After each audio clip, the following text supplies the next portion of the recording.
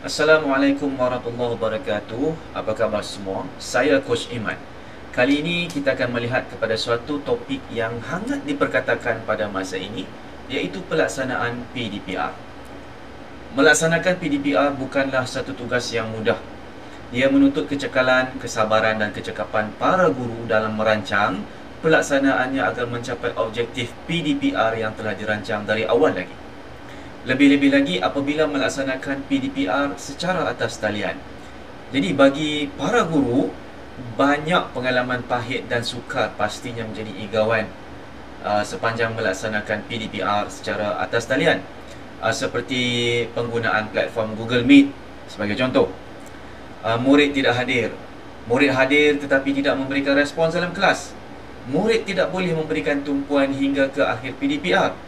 Murid hadir dan mengikuti PDPR tetapi mengalami kesukaran untuk memberikan respons disebabkan tidak tahu atau faham berkaitan topik yang diajarkan pada masa tersebut. Jadi apakah kaedah yang terbaik yang boleh digunakan pakai untuk membantu murid tahu, faham dan boleh buat? Bagaimana pula hendak memastikan murid memberikan tumpuan hingga ke akhir PDPR? Pada masa yang sama, bagaimana pentaksiran bilik darjah atau PBD boleh dibuat menerusi pelaksanaan PDPR.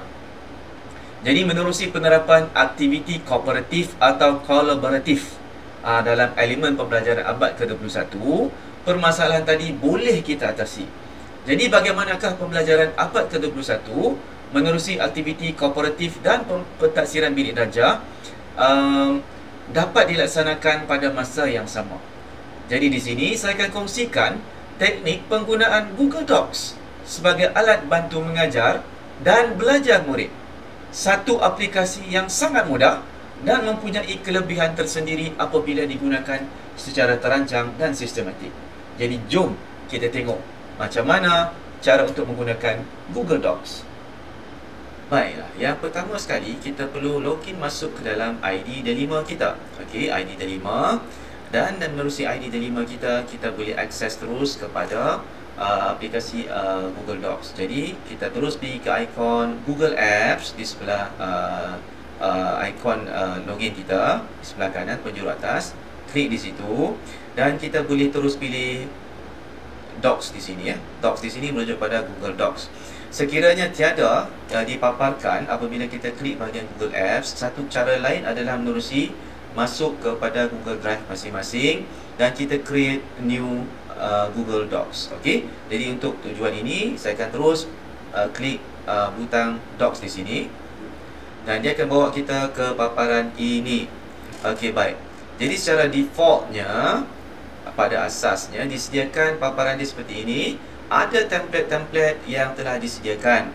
Jadi untuk kita, tujuan kita bila kita melaksanakan tu, kita akan buat daripada dokumen yang kosong. Kita pilih blank di sini. Okey. Dan paparan yang ditunjukkan pada Google Docs ini menyerupai sebagaimana kita menggunakan Microsoft Word. Okey. Jadi yang pertama sekali, okey, cadangan yang ingin saya cadangkan di sini, terlebih dahulu kita namakan dahulu fail tersebut. Okey, di penjuru kiri atas kita rename, namakan semula. Okey, kita namakan sebagai contoh, untuk ini sebagai contoh, katakan kata tugasan 1. Tugasan 1, kata nama am dan kata nama khas. Okey. Kita tak perlu untuk klik save kerana dia akan auto save. Dan di mana dia akan disimpan? Dokumen ini akan disimpan di dalam Google Drive kita. Okey, baik. Seterusnya, apa yang perlu kita buat? Sebagai contoh, kita menyediakan bahan ini untuk persediaan pada selang masa sepanjang kita melaksanakan PDP. Sebagai contoh, PDP kita berlangsung selama 1 jam. Okey, secara atas talian. Dan sudah pastilah bukan sepanjang tempoh 1 jam itu kita akan bercakap atau memberi penerangan. Kita akan melibatkan murid-murid untuk melaksanakan sebarang aktiviti sepanjang kita melaksanakan PDPR berkenaan. Okey. Jadi tadi saya dah sebutkan di peringkat awal tadi, salah satu di sini saya akan berkongsi satu tips untuk bagaimana kita nak engage, kita nak pastikan murid memberikan tumpuan sepanjang kita melaksanakan PDPR daripada awal hingga ke akhir. Okey, salah satu tips dia adalah menerusi amalan 15:5. Okey, ratio 15:5, iaitu di mana 15 minit adalah masa tempoh masa maksimum untuk kita sebagai guru, untuk kita deliver, kita bercakap, memberikan penerangan.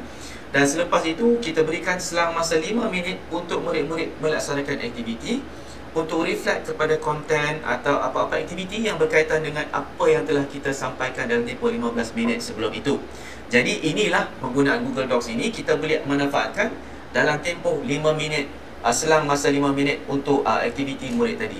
Jadi sebagai contoh, setelah 15 minit kita memberi penerangan tentang topik yang hendak diajar pada hari tersebut. Kemudian kita memberikan contoh-contoh dan penerangan apa dikata nama am dan kata nama khas. Dan seterusnya 5 minit berikutnya kita berikan aktiviti secara berkumpulan. Sebagai contoh, ingat lagi tadi matlamat kita ingin menerapkan elemen pembelajaran abad ke-21 menerusi aktiviti kooperatif atau kolaboratif. Jadi kita andaikan pelaksanaan aktiviti kita ini menjurus kepada aktiviti kumpulan, katakan dalam 4 orang pada satu kumpulan. Jadi apa yang boleh kita buat? Di peringkat awal sebelum kita melaksanakan PDP, kita sediakan bahan ini, iaitu Google Docs ini, dengan soalan-soalan yang kita hendak merujuk kepada apa yang hendak kita murid-murid tahulah. Okey, sebagai contoh, katakan soalan 1 untuk tugasan 1, senaraikan kata nama am. Sorry, kita letak di sini. Senaraikan 5 kata nama am dan 5 kata nama khas yang boleh kamu lihat di sekeliling kamu. Okay. Baik. Dia ada beberapa kaedah sebenarnya bagaimana cara untuk kita melaksanakan aktiviti ini. Okey, yang pertama, instead of, kalau kita secontoh kita hendak melaksanakan aktiviti itu untuk satu kelas pun boleh. Pada masa yang sama, pada masa kita melaksanakan PDP, kita boleh keluarkan Google Docs ini dan minta murid-murid ke pautan tersebut. Nanti saya akan tunjukkan bagaimana cara murid-murid boleh masuk ke sini. Okey, untuk menyenaraikan 5 kata nama am dan 5 kata nama khas tersebut. Okey, mungkin timbul persoalan, bagaimana kita nak tahu siapa yang menulis, siapa yang mengisikan jawapan di dalam Google Docs tersebut. Itu kelebihan penggunaan Google Docs ini, di mana setiap ayat atau perkataan yang di-type atau yang dimasukkan dalam Google Docs ini, kita akan tahu siapa yang menulisnya, kerana dia akan ada warna-warna tertentu, iaitu cursor yang berwarna tertentu yang unik untuk setiap murid itu. Di sana dia akan tunjukkan siapa dia, nama murid tersebut.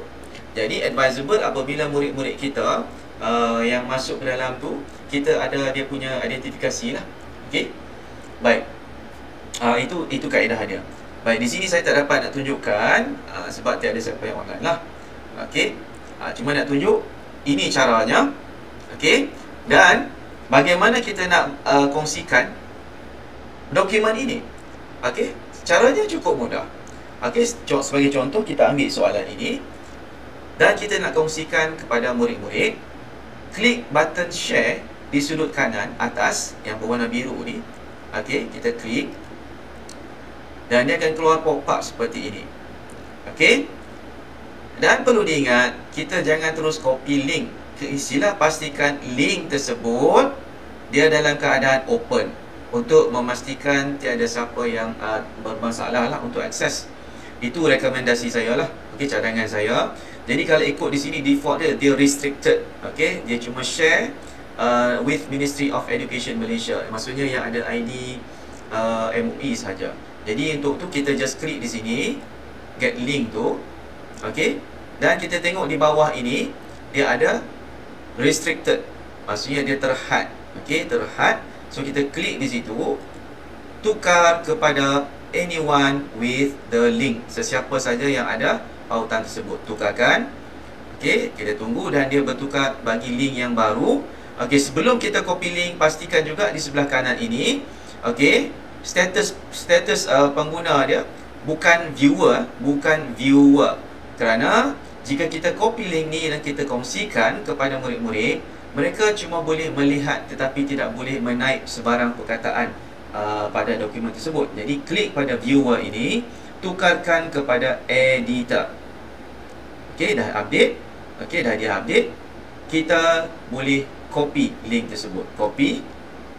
Dan link tersebut kita boleh masukkan, kita boleh paste, kita boleh letak di dalam chat Google Meet.